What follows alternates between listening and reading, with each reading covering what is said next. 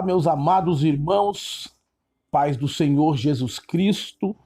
Mais uma vez, estamos reunidos para darmos continuidade à nossa jornada com Deus, nossos estudos dos tempos de Jesus, dos costumes, dos usos dos tempos de Jesus, dos apóstolos e dos tempos bíblicos também, porque durante esta jornada eu cito também algumas passagens do Antigo Testamento. Nós estamos entrando hoje na quarta etapa, a etapa de número 4 dos nossos estudos, e eu confesso aos irmãos que eu estou me esforçando para ser breve, porque eu sei que muitas pessoas não têm paciência, né, de assistirem a vídeos muito longos, alguns que nem se interessam muito pelo assunto bíblico, né? Mas eu estou tendo dificuldade de terminar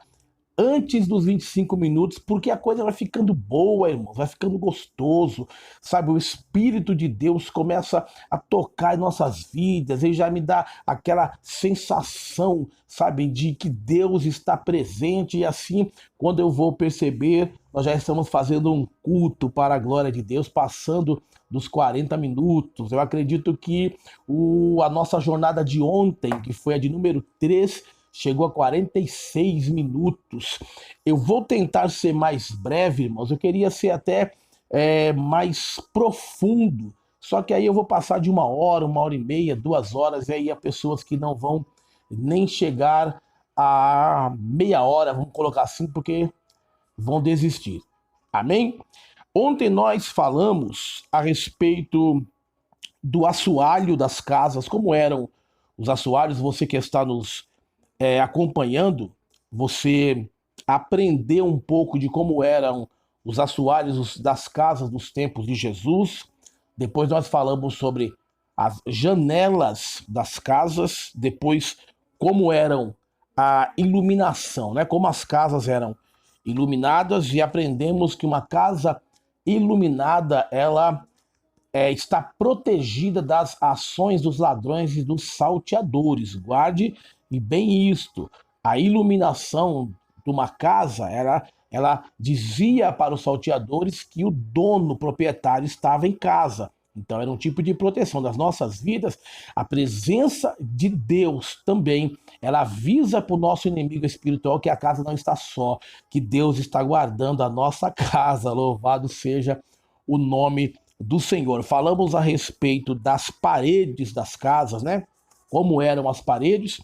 E falamos também a respeito dos quintais, né? Não, hoje vamos falar a respeito dos quintais das casas dos tempos de Jesus. Se você estiver ouvindo aí no fundo uma música em hebraico, sou eu que coloquei essa música para tentar aparecer aí no fundo do vídeo. Sou apaixonado pelos louvores em hebraico, amém? Mas não vai nos atrapalhar, não.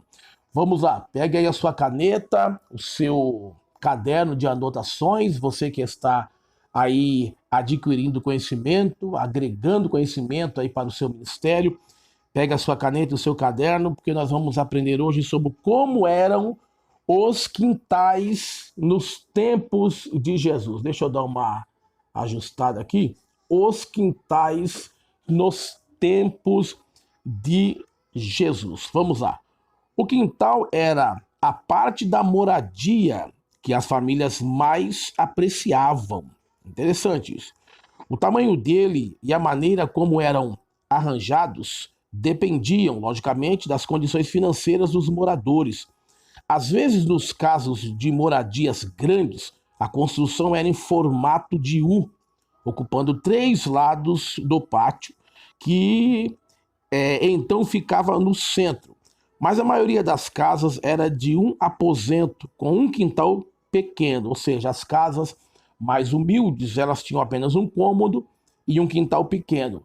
E as casas de pessoas mais abastadas, pessoas que tinham mais condições financeiras, elas tinham mais de um cômodo e eram maiores, os seus quintais eram em formatos de U. Quase todas as famílias judias utilizavam bastante o quintal, fazendo dele um centro de atividade. Como nós aprendemos na aula de número 1, quem está acompanhando pôde aprender que lá na aula de número 1 nós falamos que as famílias de Israel, dos tempos de Jesus, ou até mesmo um pouco antes dos tempos de Jesus, eles tinham costumes externos. Por isso que as casas, elas não tinham tantas mobílias, não tinham tantos móveis, pois não havia necessidade de haver tantos móveis dentro das casas, uma vez que eles tinham hábitos externos, eles gostavam mais dos seus quintais e gostavam mais de estar em cima das suas casas. Isto era um costume dos tempos de Jesus. Quase todas as famílias judias utilizavam parte do quintal, fazendo dele um centro de atividades. Interessante. Alguns colocavam nele um calçamento de ladrilho. Colocavam nos quintais calçamentos de ladrilhos e o decoravam com folhagens, flores e até árvores. Às vezes havia também um poço para recolher água da chuva, apesar de que a água utilizada pela família tinha que ser buscada num rio ou fonte externa. Algumas das pessoas ricas já contavam com uma cisterna de água encanada. E nas cidades grandes como Jerusalém e Cesareia de Filipe, havia esgotos também. O extenso sistema de esgotos de Cesareia deve ser creditado à engenharia dos romanos, ou seja, foram os romanos que construíram o sistema de esgotos da cidade de Cesareia de Filipos. Amém? E as famílias, elas costumavam decorar os seus quintais, né? Calçavam com ladrilhos, algumas faziam uns jardins, colocando folhas, colocando flores, colocando árvores. E quando as famílias eram mais ricas, mais abastadas, elas tinham uma cisterna onde podiam buscar água nos seus quintais. Quando a família não tinha tanta condição financeira para construir uma cisterna, eles buscavam em cisternas externas as águas para os seus afazeres diários. Raras eram as casas que possuíam hortas e jardins. Havia apenas o cultivo de algumas folhagens. A plantação de hortaliças para suprir a cidade de verdura era feita em terrenos nos arredores das cidades e do lado de fora dos muros, em extensas hortas, das quais um exemplo é o jardim onde está situado o túmulo de Jesus. O local onde Cristo foi traído, por exemplo, é uma plantação de oliveiras, fora das muralhas da cidade, próximo ao ribeiro de Cedron. Isso aí está em João capítulo 18, versículo 1. Obviamente, esse jardim era cercado por um muro de pedras. Os judeus geralmente preparavam as refeições no quintal, como nós já havíamos dito no capítulo 1 da nossa jornada. Os judeus, eles preparavam as suas alimentações nos quintais, ou às vezes se alimentavam em cima das suas casas, era um costume. As festas também eram realizadas nos quintais. Nessas ocasiões, os familiares, amigos, cantavam e dançavam alegremente ao som de instrumentos musicais enquanto saboreavam alguma coisa. Quando nós estudamos o povo de Israel, inclusive eu agora estou ouvindo alguns louvores em hebraico, eu até mesmo me peguei pensando como o povo de Israel é um povo festivo, né? Um povo alegre, um povo que mesmo vivendo assim, às vezes situações de opressão, como muitas guerras no Oriente Médio, eles ainda conseguem buscar forças para adorar a Deus. E é isto que este material está nos ensinando, que os judeus, quando se alimentavam, eles dançavam, eles entoavam hinos de adoração a Deus. Adorando a Deus por quê? Agradecendo a Deus por quê? Pelo alimento, pelo suprimento diário. Isto é um grande exemplo para as nossas vidas. Será que nós somos tão gratos a Deus a ponto de agradecermos a Ele diariamente pelo suprimento que Ele tem nos dado? Isso fica uma boa pergunta para você fazer aí a você mesmo. Como era a hospitalidade? Os judeus eram um povo, eles são um povo hospitaleiros. Nos tempos de Jesus, eles costumavam hospedar pessoas. Vamos aprender? Sempre que chegava uma visita em uma casa judaica, era recebida com muita atenção. A hospitalidade era um dos traços marcantes da sociedade judaica e tornou-se também uma característica dos cristãos primitivos. Isto não quer dizer que não houvesse indivíduos mal educados, olha isso, e até insociáveis, mas a atitude mais comum entre eles era a franca generosidade. Jesus ensinou que devíamos abrir a nossa casa aos pobres e aleijados. Isso está em Lucas, capítulo 14, versículo de número 13. O lar de um judeu era um lugar acolhedor, onde tudo era compartilhado com os outros, apesar de haver sempre aqueles que tinham intuito de se aproveitar dessa liberalidade. O fato é que a hospitalidade ocupa uma posição importante tanto na fé judaica como nos ensinos de Cristo. Queridos, em todo lugar do mundo sempre existiu e sempre existirá uma pessoa mais folgada do que a outra. Já ouviu aquele ditado que diz assim: quando você dá a mão, alguém quer o pé? Então, nos tempos de Jesus, a hospitalidade era algo comum. Ou seja, os judeus são um povo acolhedor, é um povo hospitaleiro, é um povo que quer tratar sempre bem as pessoas, como no Nordeste. Não, o Nordeste é um pouco diferente da nossa cidade de São Paulo, mas no Nordeste as pessoas são mais receptivas, não é verdade? Acolhem as pessoas, aí já fazem aquele banquete. O povo de Israel era a mesma coisa. Só que haviam também no meio do povo sempre aqueles que queriam tirar vantagem, não é? Se aproveitar, como nos dias de hoje. Eu acredito que aqui no nosso Brasil seja até bem pior do que lá no Oriente Médio. Se um forasteiro, um desconhecido, chegasse à porta de uma casa, era recebido como amigo. Olha só, hoje está bem diferente. Ali lhe davam alimento, abrigo e até roupa, se necessário. O termo grego que expressa o sentido de hospitalidade ao pé da letra significa aquele que ama os forasteiros. Esse é um termo derivado da língua grega. Aquele que ama o forasteiro. Romanos, capítulo 12, versículo 13, Tito, capítulo 1, verso 8 e 1 Pedro, capítulo 4, versículo 9, são passagens que vão nos falar a respeito deste assunto. A quebra dos princípios da boa hospitalidade era considerada uma prática pagã.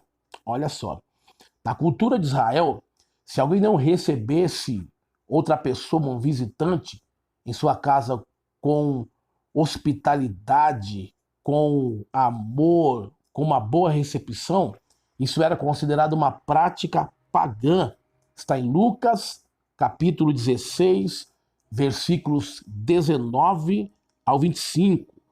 Os cristãos primitivos herdaram esse mesmo tipo de atitude que se achava tão arraigada isso neles, que na Bíblia há três livros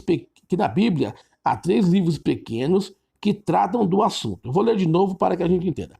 Os cristãos primitivos herdaram este mesmo tipo de atitude que se achava tão enraizada neles na Bíblia que há 3 livros pequenos que tratam do assunto dentro da Bíblia. Filemão, 2º e 3º João vão falar a respeito da hospitalidade do povo judeu. Uma das principais regras de boa hospitalidade determinava que, quando alguém recebesse uma visita, deveria lavar-lhe os pés. Na casa dos mais ricos, havia sempre um escravo aposto para realizar a tarefa. Nas famílias mais simples, isso era feito pela esposa do dono da casa, a esposa do anfitrião da casa. Jesus usou essa prática para ensinar-nos uma lição de profundo significado espiritual. Lembra-se quando Jesus lavou os pés dos discípulos? Isso está em João capítulo 13, dos versículos 3 ao versículo 16. O apóstolo Paulo abriu grande importância às viúvas que tinham prestado esse serviço. 1 Timóteo capítulo 5, versículo 10. Os judeus tinham o costume de tirar os sapatos ao entrarem numa casa. Esse gosto, além de evitar que se trouxesse poeira para dentro da casa, era uma preparação para o lava-pés. Isso está em Lucas, capítulo 7, do versículo 38 ao 44. Trata-se de uma tradução judaica que vinha desde os tempos antigos. Então havia um costume, quando eles recebiam alguém em suas casas, quando os judeus recebiam alguma visita, se a casa fosse uma casa que tivesse uma condição financeira maior, sempre havia ali um escravo que lavava os pés do visitante. Mas quando a família era uma família pobre, quem fazia isso era a esposa do dono da residência. Isso já era um costume bem antigo nos tempos bíblicos. Interessante esse assunto. Vai anotando aí. Vamos lá. Lugarejos, povoados e cidades dos tempos de Jesus. Lugarejos, lugares pequenos, povoados e cidades dos tempos de Jesus. Não havia muitas casas isoladas, né? Não haviam muitas casas isoladas espalhadas pelo território. A maioria da população estava agrupada em povoados localizados nas proximidades de nascentes e fontes. Nos dias de Jesus havia cerca de 240 cidades na Galiléia, então era um costume, eles não viviam de maneira separada, eles viviam em sociedade. As casas eram agrupadas e só nessa cidade aqui, só na Galiléia, né, chamada de Galiléia dos gentios, haviam 240 cidades. É muita cidade. Aqui não falo o tamanho de cada cidade, mas 240 cidades só na Galiléia é muita coisa. Eles viviam em comunidade. Os judeus viviam em sociedade. Deixa eu... Deu um amigo ligando aqui logo na hora errada. Vamos lá. Os povoados em geral eram bem pequenos e neles não haviam sinagogas nem tribunais. Eu vou repetir porque essa ligação fez até eu perder aqui um pouco. Os povoados em geral eram bem pequenos e neles não haviam sinagogas. Bom, retomando aqui. Os povoados em geral eram bem pequenos e neles não haviam sinagogas e nem tribunais. Belém e Emaús são exemplos de povoados. Nazaré e Naim eram cidades um pouco maiores. Posteriormente ao período neotestamentário, foi criada uma lei interessante relacionada com isso. Essa disputa, ela dispunha, melhor dizendo, que se um homem resolvesse mudar de uma cidade para um povoado ou vice-versa, a esposa não era obrigada a acompanhá-lo, já que seu modo de vida iria sofrer uma mudança até certo ponto drástica. Interessante, hein? As vantagens de se viver num povoado era a maior circulação de ar, era a maior circulação de ar fresco. A possibilidade de ter uma horta e jardim era a maior prioridade. Na cidade havia maior quantidade de bens de consumo e mais atividades sociais. Olha que interessante. Se caso uma família morasse em uma cidade maior e porventura a família passasse por alguma dificuldade e o marido resolvesse morar em uma cidade menor, a lei dizia que a esposa não era obrigada a acompanhar o marido, porque a mudança na sua vida social, na sua vida costumeira, seria muito drástica para ela. Olha como que o povo de Israel é um povo que tem uns costumes até curiosos, né? Na cidade havia maior quantidade de bens de consumo e mais atividades sociais. Uma localidade reconhecida como cidade grande era cercada de uma muralha com diversos portões. Geralmente os portões eram o ponto mais movimentado da cidade. Eram ali os mercados e pontos de comércio.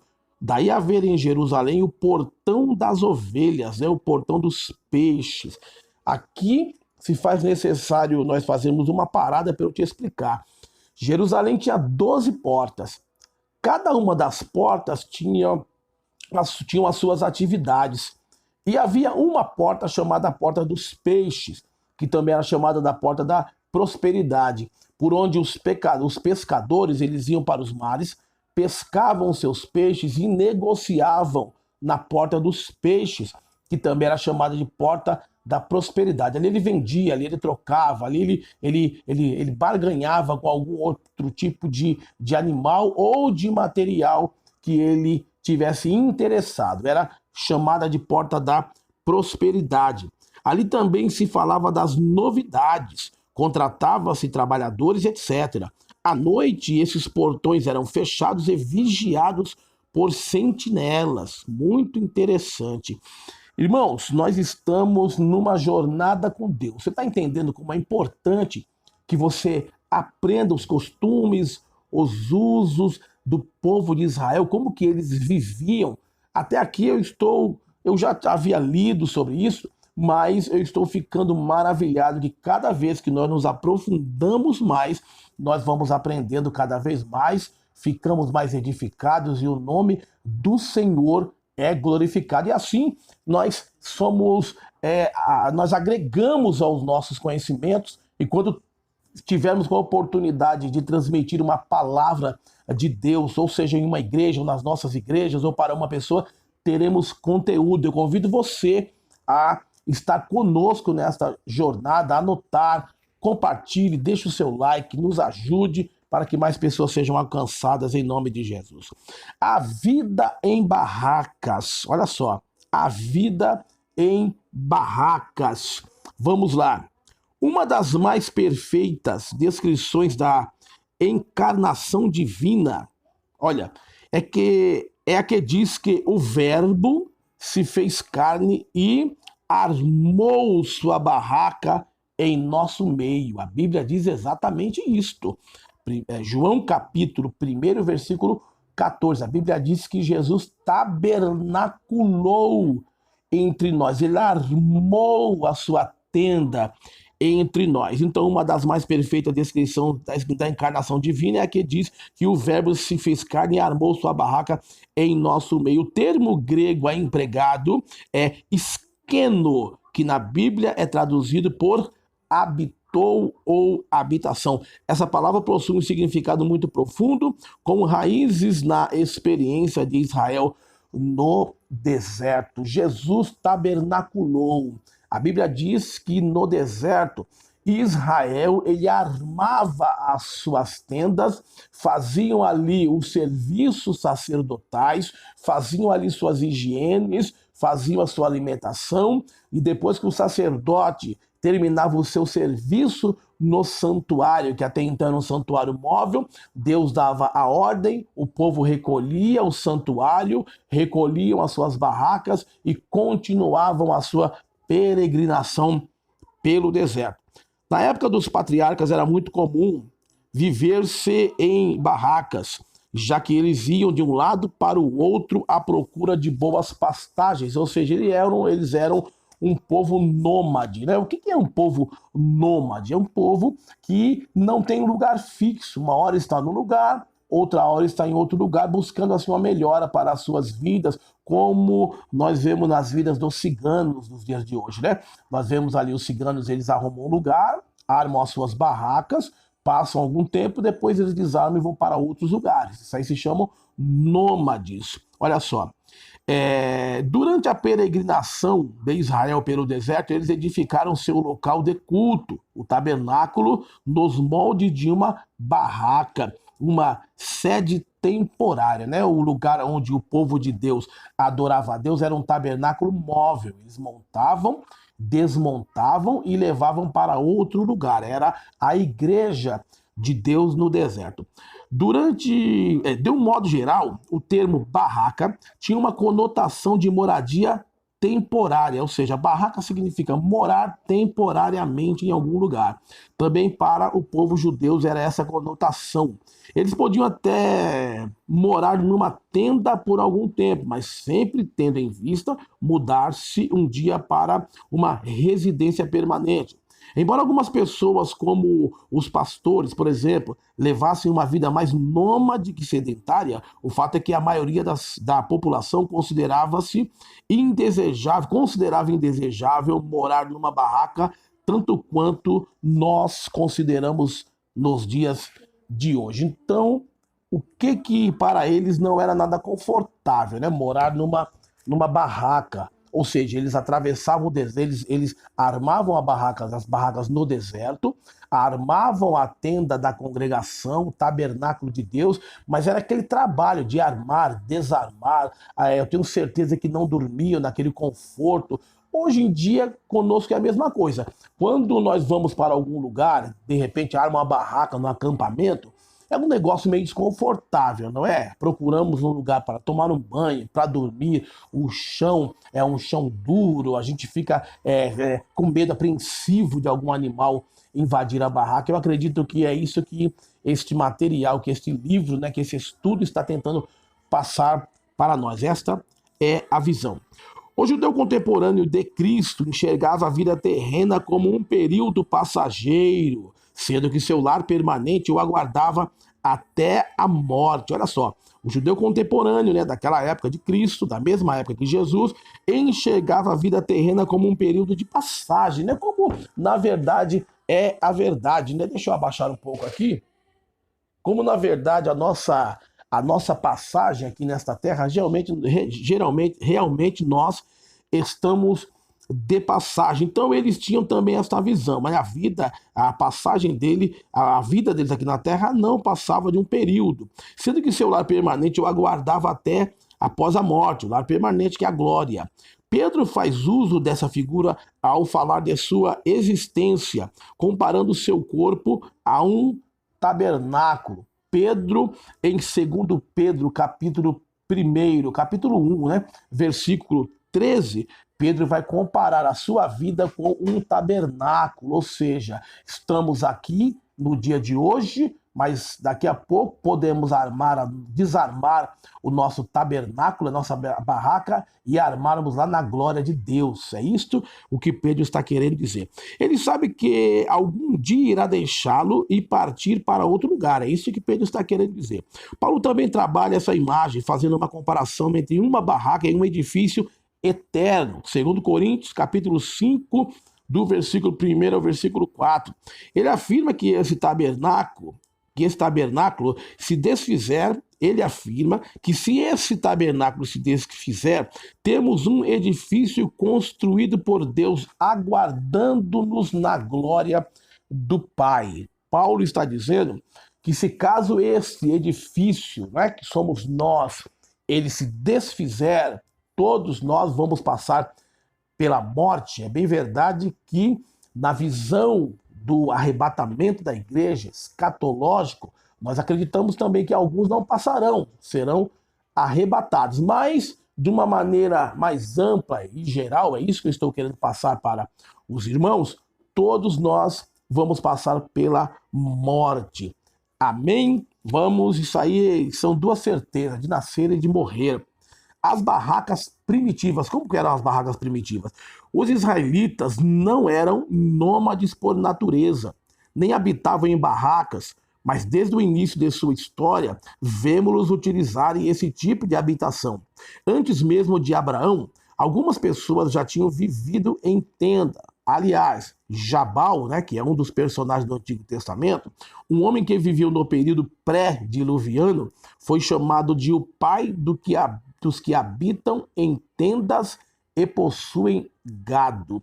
Gênesis capítulo 4, versículo 20.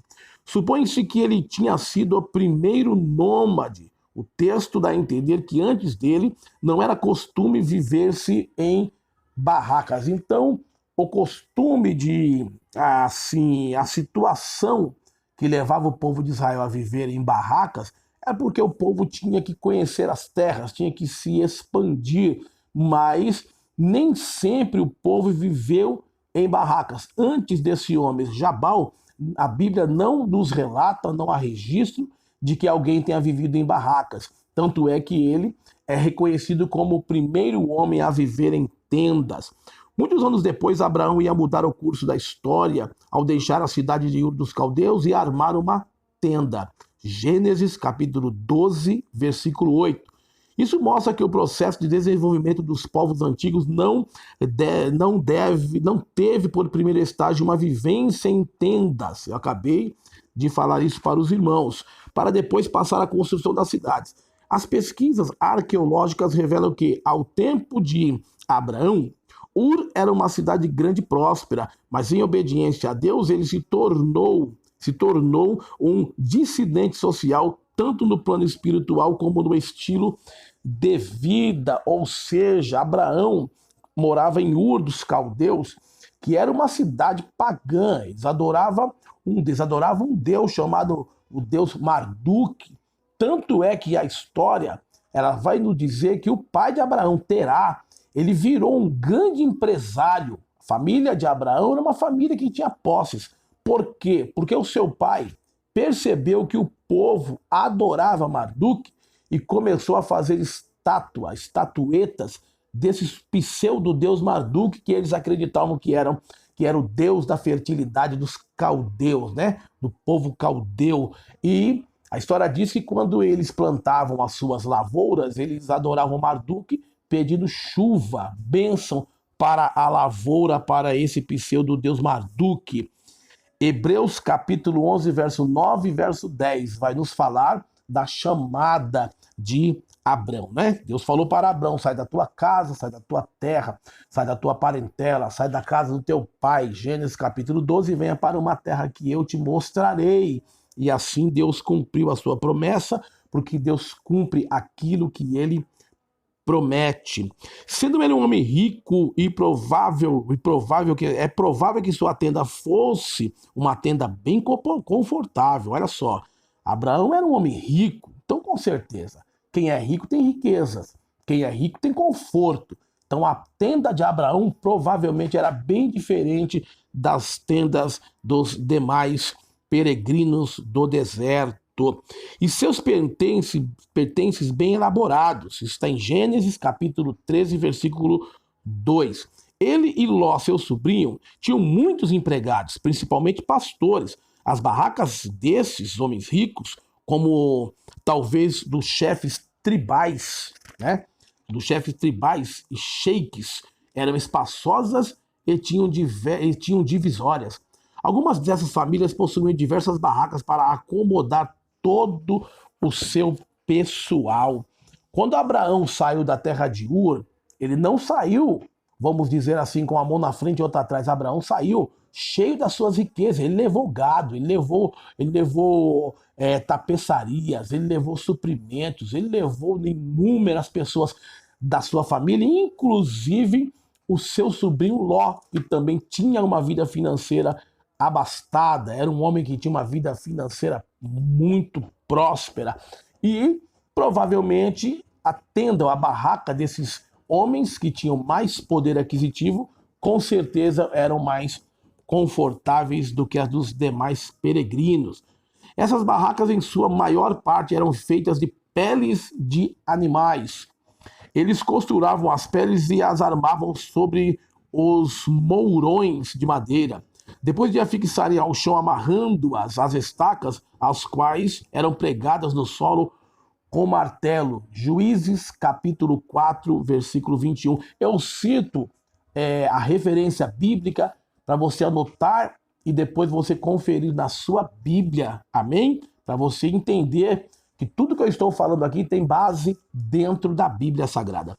O mobiliário, melhor dizendo, utilizado nessas tendas, se comparado com o de nossas casas, hoje era bastante reduzido, como nós já vimos aqui nos estudos. Eles tinham alguns tapetes, almofadas, utensílios de cozinha e uma lâmpada. O mantimento era armazenado em sacas feitas de peles de animais ou tecidas com pelo de cabras.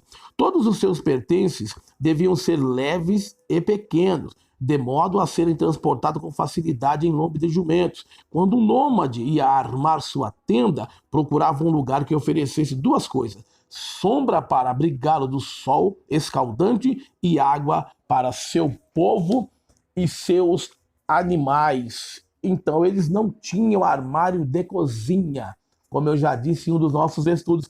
Eles acomodavam as suas alimentações, seus remédios, suas ervas em pequenas bolsas e penduravam dentro das barracas como se fosse em formato de uma rede, né? Aquela rede que nós conhecemos, que a pessoa deita, a rede era menor para colocar seus alimentos. E quando eles procuravam um lugar para acampar novamente, armar sua barraca, eles procuravam com duas qualidades. Tinha que ser um lugar que tinha bastante sombra, porque o sol em Israel é muito forte, e também próximo de uma fonte de água, para matar a sede da sua família e dos seus animais. Você está anotando esses detalhes? A peregrinação no deserto. Vamos ver quanto tempo está dando aqui. 18 minutos, já devemos estar alcançando, porque eu cortei o vídeo, porque fizeram uma ligação para mim aqui, mas depois nós vamos editar. Vamos lá, a peregrinação do deserto.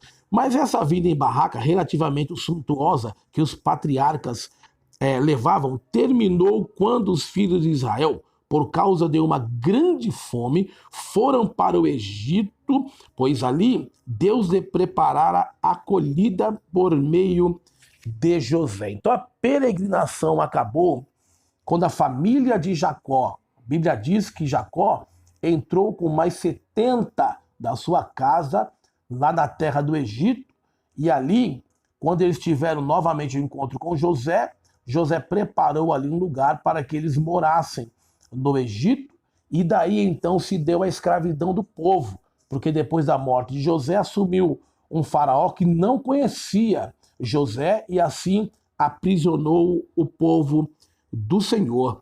Vamos lá, a peregrinação, né? Eles viram um pouco sendo reduzidos a um regime de escravidão. Então vamos lá. Mas essa vida em barraca era relativamente suntuosa que os patriarcas levavam, terminou quando os filhos de Israel, por causa de uma grande fome, foram para o Egito, pois ali Deus lhe preparara a acolhida por meio de José. Nos séculos que se seguiram, eles se viram pouco a pouco sendo reduzidos a um regime de escravidão. Foi o que eu acabei de explicar para os irmãos. Quando os israelitas saíram do Egito sob a direção de Moisés, teve início para eles uma segunda fase de vida em barracas, ou seja, havia acabado o período da vida em barracas no povo de Israel, no seio de Israel, porque eles entraram, Jacó entrou com 70 pessoas na terra do Egito e ali eles ganharam casas, mas depois eles passaram 430 anos morando em casas, mas num regime de escravidão. Porém, quando Moisés libertou o povo, eles atravessaram o Mar Vermelho e começaram a peregrinar no deserto, houve a necessidade de voltar a morar em tendas, a morar em barracas, como nós veremos daqui por diante. Quando os israelitas saíram do Egito sob a direção de Moisés, teve início para eles uma segunda fase de vida em barracas. Os 40 anos que passaram no deserto, antes de iniciarem a conquista da terra de Canaã, foram tempos bem difíceis. A vida em barraca era muito frugal, né? Era uma vida muito simples. Mas esse período de nomadismo chegou ao fim quando começaram a distribuir a terra entre as tribos de Israel. Juízes, capítulo de número 15. Saíram da terra do Egito, atravessaram o Mar Vermelho, peregrinaram 40 anos vivendo em tendas, mas depois houve a distribuição das tribos, né? 10 tribos para o reino do norte e 2 tribos para o reino do sul, se eu não me engano, é isso mesmo. E assim a vida em tendas cessou e acabou para a glória de Deus. Meus irmãos, vamos ficar até aqui, não quero cansar os irmãos. Tem uma pessoa trabalhando aqui do lado, deve estar aparecendo até aí no áudio, então eu não quero estragar o vídeo. Amém? Que o eterno Deus te abençoe em nome de Jesus Cristo. Peço que você compartilhe esse vídeo, se inscreva no canal, deixe aí o seu like, acione o sininho, comente aí com a sua igreja, fale com o seu irmão, com um pregador aí que gosta de conhecimento bíblico, de agregar conhecimento, para que você, quando estiver pregando, se o assunto tiver alguma coisa a ver com alguma passagem bíblica, você já, opa, eu vou lá na etapa número 2, o pastor falou sobre isso, na etapa 3, na etapa 4, e assim, em alguma etapa você vai achar aí conteúdo para a sua mensagem, para o seu estudo, para a sua escola bíblica dominical, para o seu culto de ensino, em nome de Jesus. Quero orar por você, Pai eterno, Deus Todo-Poderoso. Mais uma vez eu te agradeço por esses minutos, meu Pai, nesta jornada, dentro da peregrinação, meu Pai, do teu povo e também dos usos e costumes dos tempos de Jesus. Senhor, que cada letra que sair da minha boca, cada palavra que sair da minha boca, que cada frase que sair da minha boca, Senhor, agregue conhecimento para essa pessoa que aí está ouvindo, assistindo, acompanhando, quem sabe anotando esses estudos bíblicos. Eu quero agora usar o poder que há no nome do Senhor Jesus Cristo, repreender toda a enfermidade, toda a tristeza, repreender aí toda depressão em nome do Senhor Jesus. Seja curado, seja curada e tenha o melhor final do ano da sua vida em nome do Senhor Jesus. Que Deus em Cristo abençoe, compartilhe esse vídeo, me ajude a continuar em nome de Jesus. Deus abençoe a todos.